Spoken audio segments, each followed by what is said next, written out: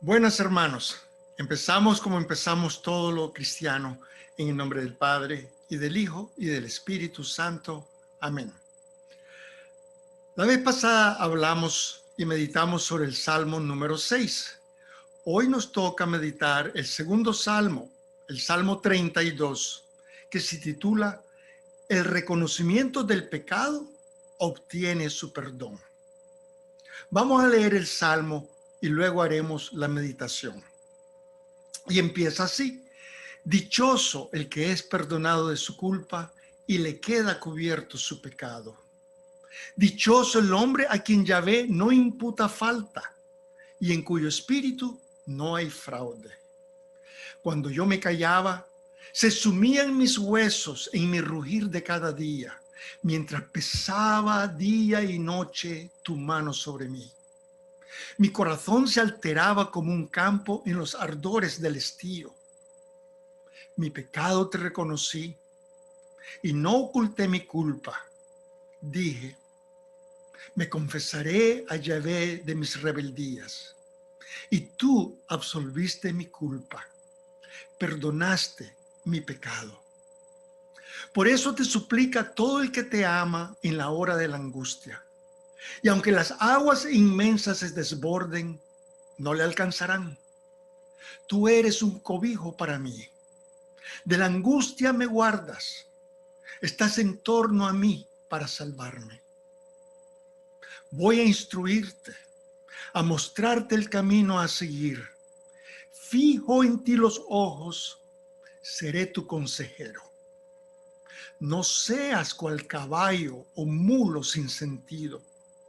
Rienda y freno hacen falta para quebrar su brío. Si no, no se te acercan. Copiosas son las penas del impío, mas el que confía en Yahvé, el amor le envuelve. Alegraos en Yahvé, oh justos, exultad, gritad de gozo, todos los de recto corazón. Palabra de Dios. Este salmo es el segundo de los salmos penitenciales y expresa los temas del pecado, el arrepentimiento, la misericordia y el perdón. La interpretación correcta de este salmo se hace evidente cuando otros pasajes del Nuevo Testamento lo han aclarado. Este salmo es uno de ellos que comienza así: dichoso el que es perdonado de su culpa y le queda cubierto su pecado. San Pablo cita claramente este versículo en Romanos 4, versículos 6 y 7, como también David proclama: bienaventurado al hombre a quien Dios imputa la justicia, independientemente de las obras. Bienaventurados aquellos cuyas maldades fueron perdonadas y cubiertos sus pecados. Dichoso el hombre a quien el Señor no imputa culpa alguna. La tesis de San Pablo es que nosotros no somos justificados por nuestros propios méritos, nuestras obras, nuestro esfuerzo o por cumplir estrictamente todos los mandamientos de la ley de Moisés, sino por recibir en fe la santificación por medio de la sangre redentora de Jesús. Entonces, este salmo es la oración de aquel que, estando al pie de la cruz, entrega su vida entera y su destino en la graciosa y abundante misericordia de Dios que derramó en la sangre santificadora de Jesús. Porque en Cristo estaba Dios reconciliando al mundo consigo, no tomando en cuenta las transgresiones de los hombres, sino poniendo en nuestros labios la palabra de la reconciliación. Esta es la clave para entender el Salmo 32. Este es el contexto correcto para orar el resto de los salmos. Mi pecado te reconocí y no te escondí mi culpa. Dije, me confesaré a Yahvé mis rebeldías y tú absolviste mi culpa, perdonaste mi pecado. El perdón que Dios nos otorga por pura misericordia y gracia no es como si nos engañáramos a nosotros mismos pensando que ya somos justificados. La realidad es que nos hace santos y aún gloriosos a la vista de Dios. ya que la palabra de Dios dice, a los que justificó, a eso también los glorificó. Y en Romanos 8 dice, este salmo describe a aquel que Dios justifica como bendito, de recto corazón, correctos, dichosos. El perdón que Dios nos otorga tiene serias implicaciones acerca de cómo hemos de vivir nuestras vidas en el futuro. Recordemos que fuimos bien comprados, nos dice San Pablo en la 1 Corintios 6. Entonces, no podemos seguir viviendo como si nos perteneciéramos a nosotros mismos. San Pablo nos dice, ¿es que no saben que su cuerpo es el santuario del Espíritu Santo, que está en ustedes y que han recibido de Dios y que ya no se pertenecen? Y murió por todos, para que ya no vivan para sí los que viven, sino para aquel que murió y resucitó por ellos. Aquellos que han sido justificados en Cristo han de vivir de una manera diferente del resto del mundo, ya que Cristo es nuestro Maestro y Señor, no solamente nuestro Salvador. Pues Dios no nos llamó a la impureza, sino a la santidad. Nos dice en 1 Tesalonicenses 4.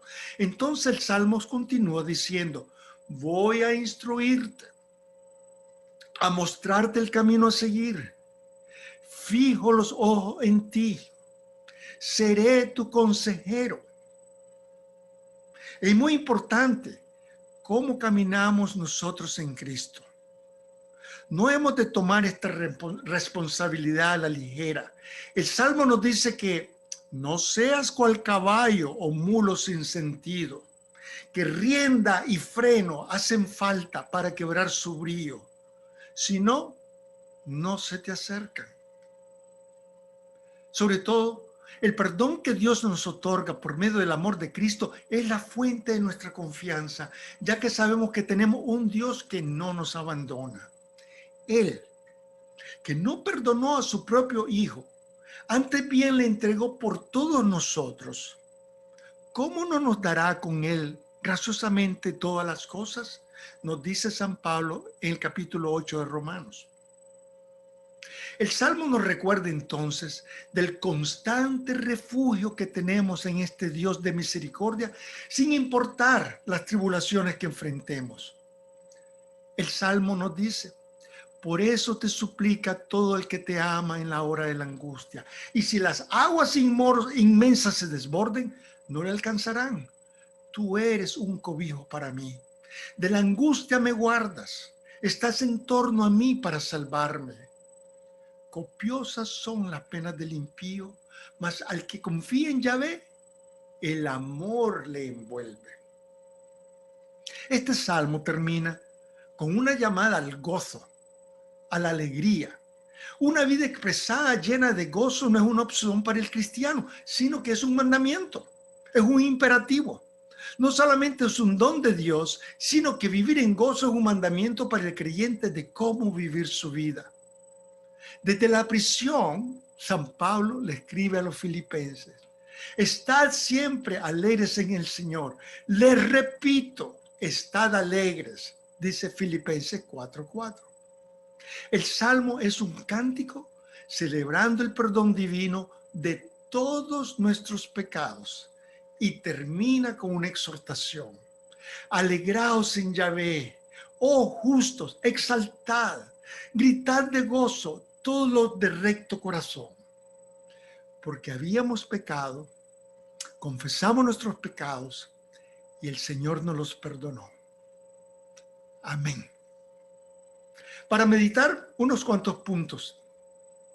Primero, ¿qué circunstancias o situación lo ha llevado a decidir, me confesaré a Yahvé? ¿Qué circunstancias o situación lo ha llevado a decidir, me confesaré a Yahvé? Número 2. ¿Ha experimentado usted algún episodio en su vida en el cual sufrió como consecuencia de sus propios pecados? ¿Ha experimentado usted algún episodio en su vida en el cual sufrió como consecuencia de sus propios pecados? Número 3. ¿Ha experimentado usted el gozo en su corazón después que ha recibido la absolución de sus pecados? ¿Ha experimentado usted el gozo en su corazón después que ha recibido la absolución de sus pecados? Número 4. Este es muy importante. ¿Estaría dispuesto a dejarse guiar por el Espíritu Santo y permitir que el Señor le guíe? ¿Estarías dispuesto a dejarse guiar por el Espíritu Santo y permitir que el Señor le guíe? Y por último, tómese un tiempo para orar y decidir si usted quiere en realidad que el Señor sea su consejero personal. Número 5. Tómese un tiempo para orar y decidir si usted quiere que el Señor sea su consejero personal. Que el Señor los bendiga y hasta la próxima. Amén.